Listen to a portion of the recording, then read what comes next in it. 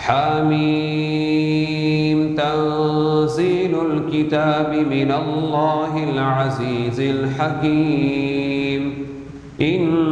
في السماوات والأرض لآيات للمؤمنين وفي خلقكم وما يبث من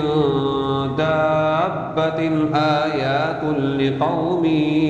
يوقنون واختلاف الليل والنهار وما أنزل الله من السماء من رزق فأحيا به الأرض بعد موتها وتصريف الرياح آيات لقوم يعقلون تلك آيات الله نتلوها عليك بالحق فبأي حديث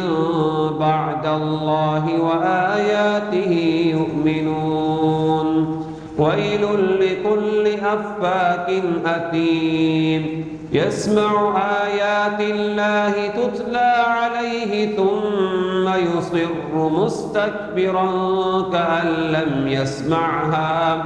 كأن لم يسمعها فبشره بعذاب أليم وإذا علم من آياتنا شيئا اتخذها هزوا أولئك لهم عذاب